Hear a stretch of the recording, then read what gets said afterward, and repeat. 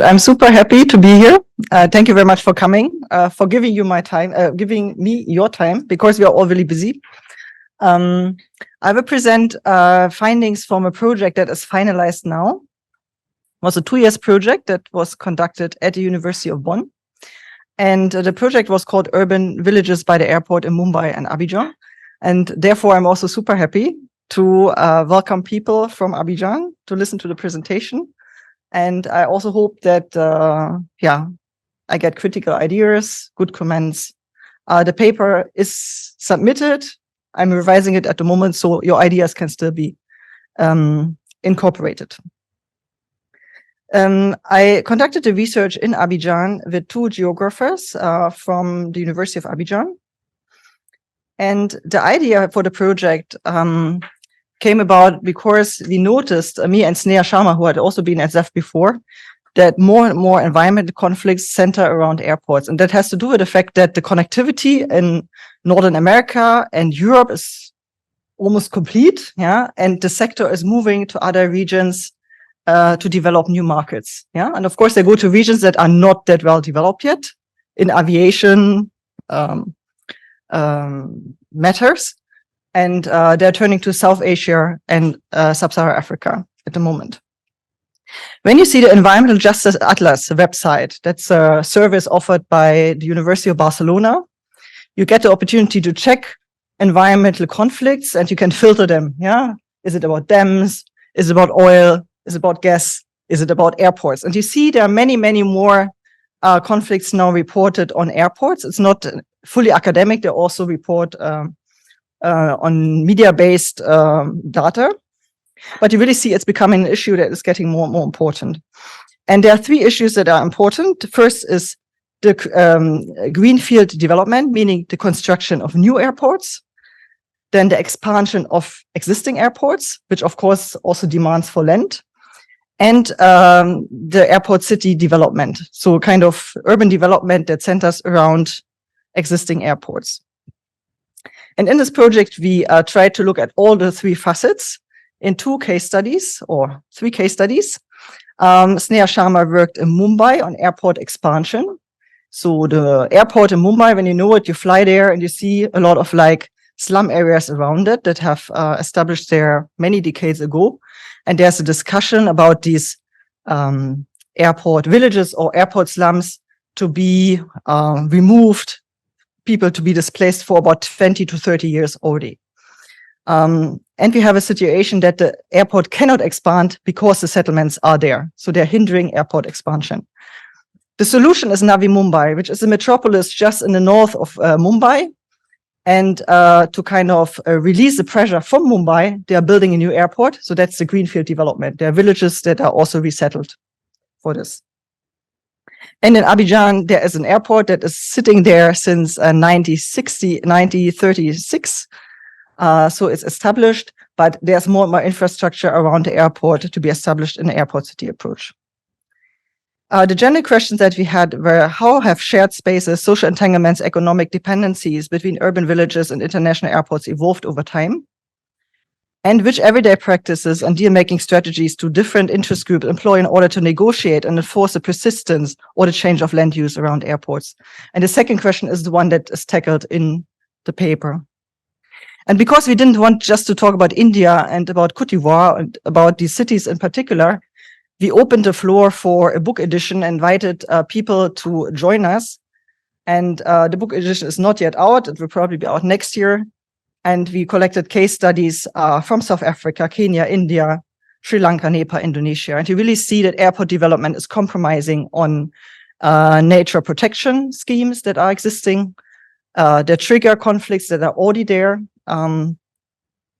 There may cause administrative kind of struggles between units, like in a situation when they're crossing borders, administrative borders. And in the case of Sri Lanka, we even see lots of demonstrations and protests now in relation to human-elephant conflicts. And these conflicts have the origin in airport construction that happened also like 10 or 20 years ago. So we see there are many, many facets, many, many consequences of airport construction. It doesn't mean we shouldn't build airports, but maybe we should consider these kind of risks that are coming with them. So turning to the Côte d'Ivoire right now, and to Abidjan, which you find at the coast. Abidjan used to be the colonial capital and also the post-colonial capital and the national capital until 1983. And then it lost the status to Yamoussoukro. Still, Abidjan is a very important, maybe the most important city in the country with regard to economy, with regard to culture, and also politics.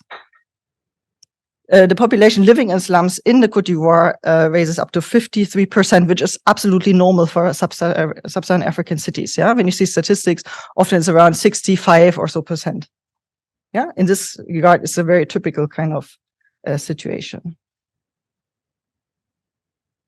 Within Abidjan, we have multi-levels of governance. Of course, we have the state, we have the metropolis, which is the district d'Abidjan. We have municipalities, so cities, so to say, within the metropolis. And I'm working since 2016 in Poboué, which is the most southern municipality. So it's situated between the Atlantic Ocean and the inner city lagoon. It has many waterfronts. And in this municipality, as well as in other municipalities, we have regular settlements, which are like quarters. Then we have urban villages with village sections. So all this is regular, the, let's say, legal kind of city. And then we have spontaneous settlements, which are actually illegal, but tolerated for many decades. So they can be there for many years. And what we have also is legal pluralism and land tenure. So we have, of course, a legal system, we have a customary system, and we have neo-customary systems. Let me just talk briefly about what I mean with airport land. You all know what an airport is. An airport is the terminal, the runway, the parking lots, the shops, and everything that you know as the airport. And usually this area is fenced. So there's a wall around it or fence around it. It's a fenced, secured area that we call the airport ground. But the airport land also consists of something that is called the airport reserve or the project area. And many airports have that because they always had in mind that there might be an expansion in the future. Yeah, so this area had been reserved for future expansion. And usually in cities, you don't really see, where does the airport land start and where does it end? Sometimes it's demarcated by signboards, but it's not always clear. Yeah. And airport lands can be really huge, like in Abidjan. Like this is from an old proposal, so this is already outdated, but it just shows you like how much of land area, and this is not even the complete land area of the airport land, how much of land area was kind of counted to the project Aerocity Abidjan. Yeah, and it's not covering the entire municipality, but it's almost as big as two other municipalities, Makori and Kumasi. So theoretically, we did urban studies, which is really interdisciplinary. I'm a social anthropologist. Sneha is a urban sociologist. We're sitting at the Human Geography department with Professor Detlef Müller-Mahn at Uni Bonn, which was a very good environment. And we mainly draw on African urbanism, Southern urbanism, urban political ecology in the city, environmental justice studies, the geography of airport and aviation sector. So there's a kind of scholarship around this, and political anthropology. The methodology that we use is ethnography. So really mixed method approach for the collection of primary and secondary data. And we were able to realize, and we were really happy about it because COVID hit us. We were not able to travel, so we had to cut our field research a bit shorter, but we were able to do that. And we worked with two institutions in Abidjan and Mumbai. And if you look quite well, people who are familiar with Côte d'Ivoire and the Vasca project and ZEF, you will see Tia Lazar, who has been in the same batch like me. And you see Fulgence Kwame, who came as a master student to ZEF within the Vasca project. So these kind of connections continue, and we continue working with each other, or at least seeing each other when we are around. Let me come to the paper. I'm giving an introduction explaining how Poboué came in this kind of historical urbanization how it started as a backyard of the metropolis and how it's kind of developed now into the showcase zone of the country, of the city, of course, but also somehow symbolically of the country. So what we are seeing in Kabwe right now is the construction of an airport city, maybe not as a project, but many, many things that contribute to an airport city. We see the construction of a metro. We see the redevelopment of Atlantic beaches into beautiful, attractive parks and tourist sites. We see an overall improvement, a modernization, regulation of infrastructure, commerce, housing, and housing. So, and we see, and that is very important, an urban redirection, because Kabwe used to be characterized by industry. So Abidjan is really an industrial city, commerce and agriculture. And it's now taken a turn towards international enterprises, touristic ventures, recreation, real estate, and expansion of air traffic. So I'm explaining that. I'm also explaining in the background French West African legacies in the aviation sector. I'm not doing that right now, but one can really see historical colonial structures and how they have translated in the aviation sector and how they are still really present in today's aviation sector of West Africa. I will talk about Ibri villages and their campements. Ibri are the autochthonous population of Abidjan, about the conceptual approach, the methodology. Then I'm coming to different villages where I conducted research. I conducted research in more villages, but these I selected for the paper. And I will not talk about all of them, just I will talk about Kambukro and Agbarbu. So about this one, because of time reasons. So what is important is that we were in the area before the French arrived, and they're having a leadership system that's based on age classes. So you always have like 15 years between the age classes. So you have 15 years, and all men that are born within these 15 years belong to one age class. And then, of course, there's an age class before and the age class after. And there's always an age class in power, which is the chefferie. And they have these ascribed offices of governance.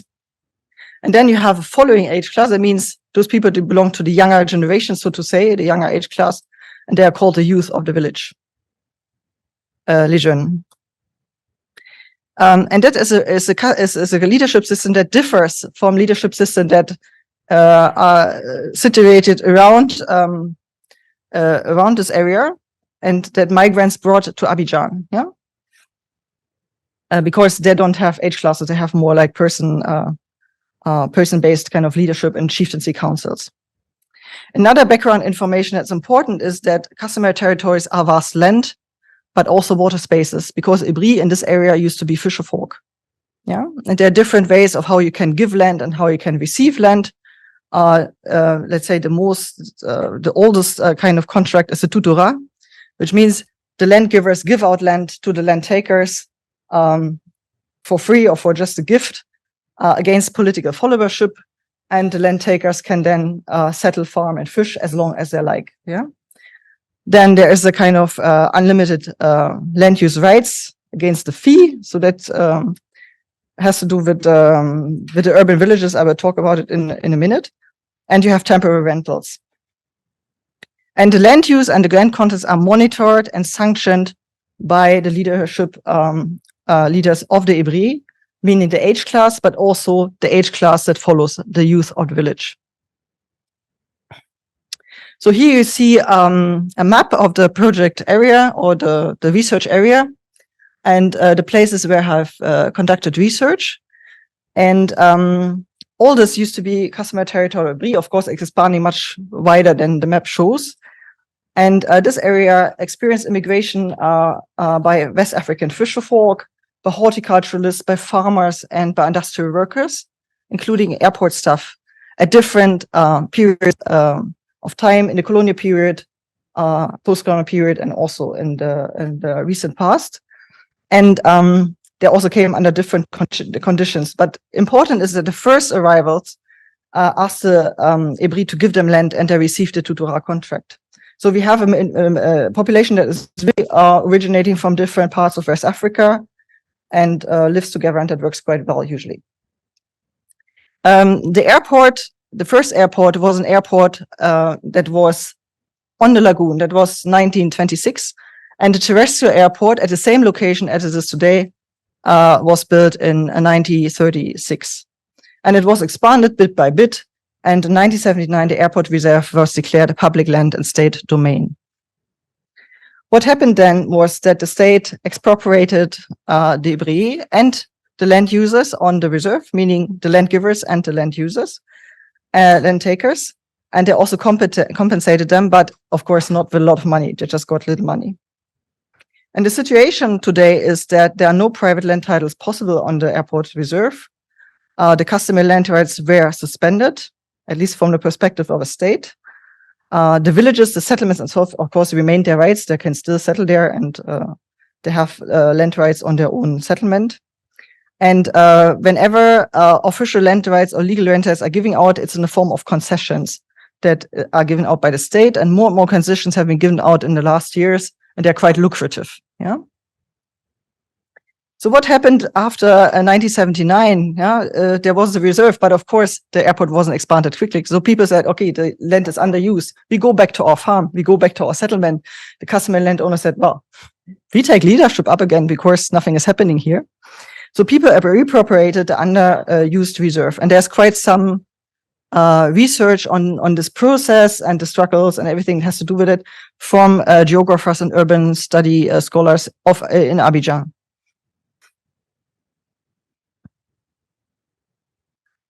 So what happened in this area is that we had two villages, two Ivoire villages who acted as land givers, and you had different villages that of migrants who came in, asked for land, and they were the land takers, the so-called campements. And we had in 1980 administrative reform when these areas were integrated into the city, and there was also an administrative reform that integrated them in the municipal administration. And what happened is a reorganization, and maybe not by intention, but practically what happened in this area is we had 4 peninsulas, and they just decided we have 4 urban villages. So we have the 2 old land givers, and we have the 2 land takers, former land takers, and they are all now on the same legal footing. And you can imagine there is not always happiness about that. So that was in the 80s, but nothing really happened. There was kind of pending kind of discomfort with the situation, but nothing really happened. And then the other villages were also regrouped according to the spatial principle. Yeah, so we have, for instance, we have Adjari Koubé, used to be a land taker, is now an urban village. We have the same happened with Amangwa. Then Avankro used to be like a land taking kind of settlement. It's still a land it's now a village section, so it hasn't got a leadership status, but it's now under the administration of an urban village that is on the same peninsula, but belongs to the territory of another Ivoire village. Yeah. So all this is kind of already, let's say, a good ground for tension that are there. So what are urban villages? They are legal rural enclaves within Abidjan. So they are administered like rural areas, entities. The municipality has no planning rights, therefore it's not really developed urbanly with urban infrastructure. But they're integrated in the municipal governance system. So they're sent representatives to the municipal council. So how does the land actually look like, the land use? You see the greenish areas, they are really dominated by fisheries, horticulture, agriculture on the airport reserve. And this is only possible because it was reserved as a reserved, and let's say urban planning, formal planning wasn't possible. Please take a look at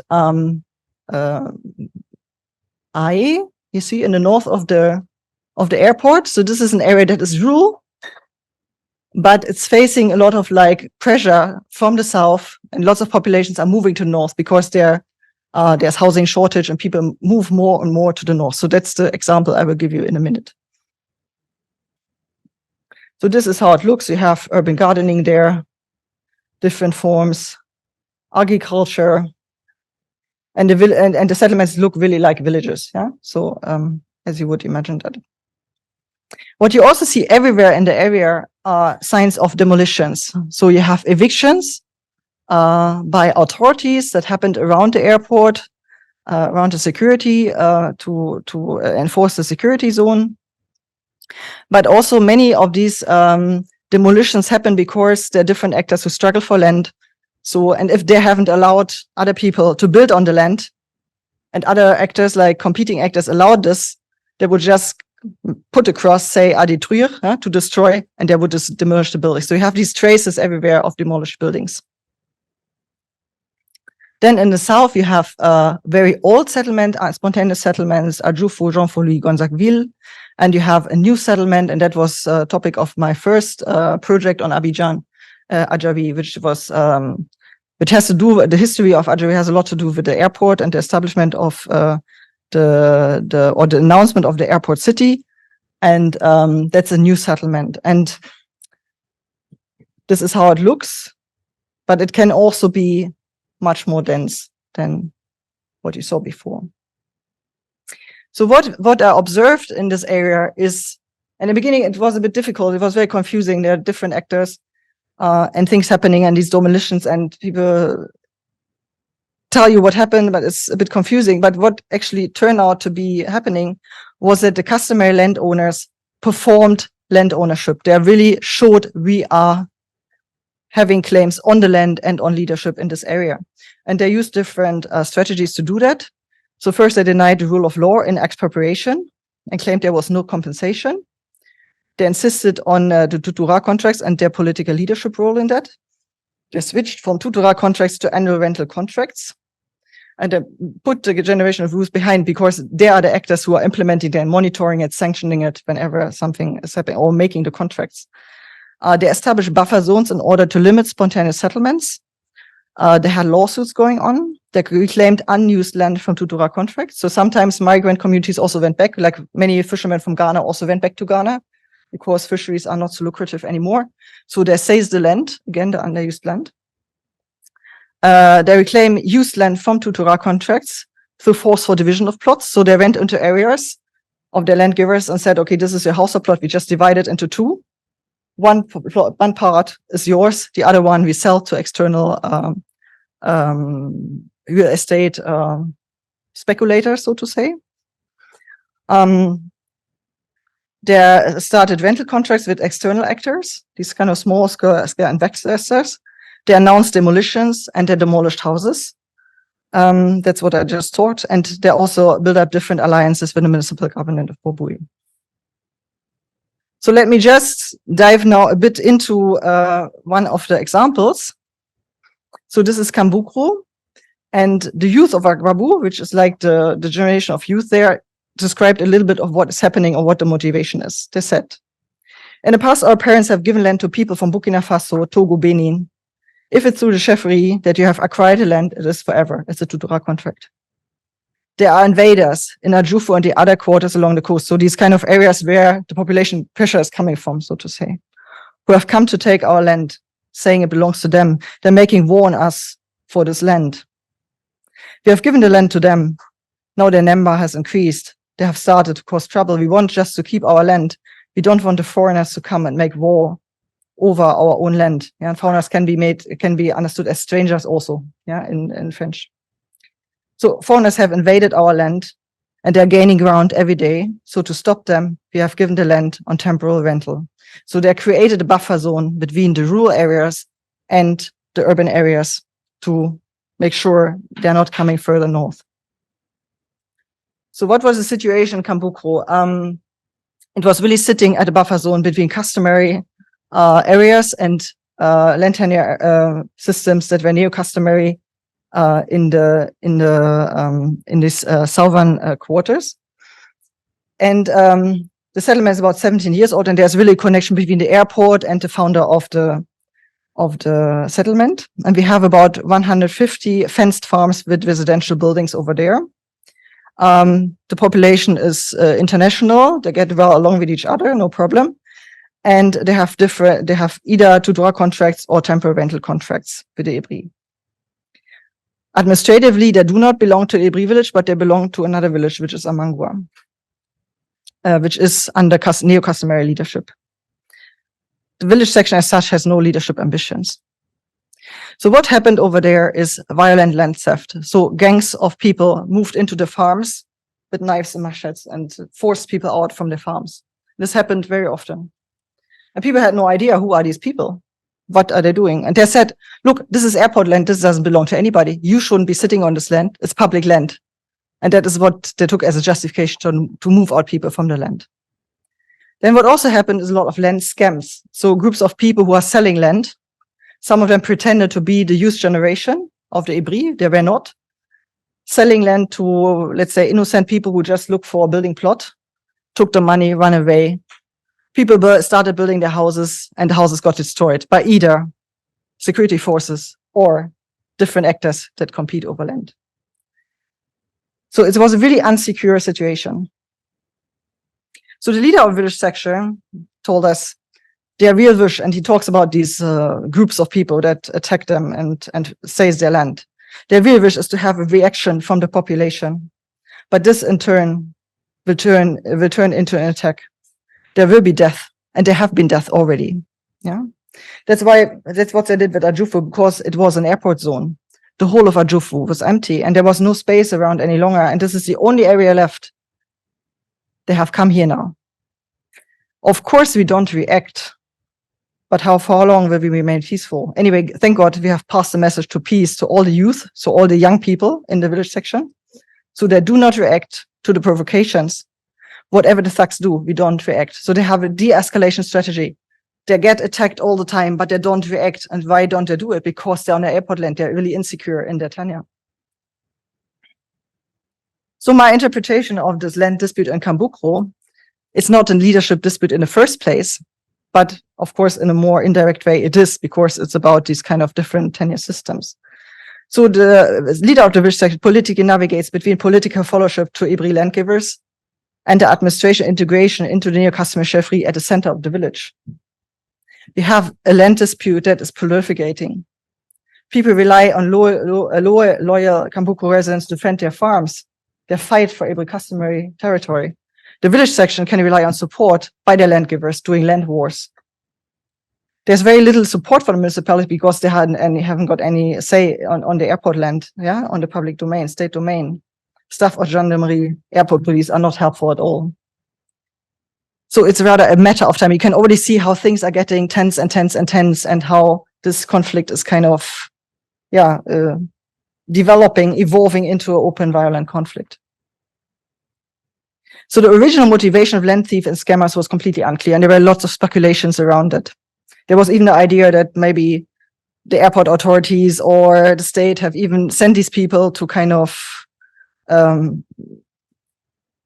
make things unsecure in the area and have a reason to evict the settlements. Why they do the de-escalation strategy? Because they fear to be evicted. Yeah, because if the airport security says this is really unsecure, there are people fighting over here, they could just drive everybody away to reestablish security around the airport. So the custodian of land in Kambukro, not in Kambukro, but of the Ibri village, told me the state should have come to see us. But of course, the state didn't see any reason because the customary rights were dissolved. But they went to see the urban village. This urban village is not a village. This is the campement. Yeah, there's still, although it was in the 80s, there's still this thing. They are put on the same level like us, but they're not the same like us. The minister who's come and inaugurated this development, so there are different developments, infrastructure development, knows that he must come and consult us first, but he ignores us. This kind of behavior explains everything that's happening on the other side of the lagoon. Yeah, and that explains also all this performative strategies of resistance and claiming leadership. They want to be visible. They want to be on the negotiation table. So I come to a conclusion. So what we found in this research is a strong spatial and social co-evolution of the airport and the urban form that is there, only because the airport land was reserved and public land titles were not possible. We had this kind of binary development into rural areas, peri-urban areas for a long time that persisted, and these kind of spontaneous settlements. So the nationalization of the airport reserve prevented planned urbanization and enabled current forms of land use. The airport land is a demanded resource with increasing market value.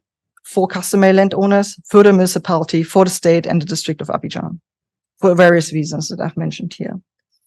And what we see is a slow escalation of land disputes due to airport expansion and urban renewal.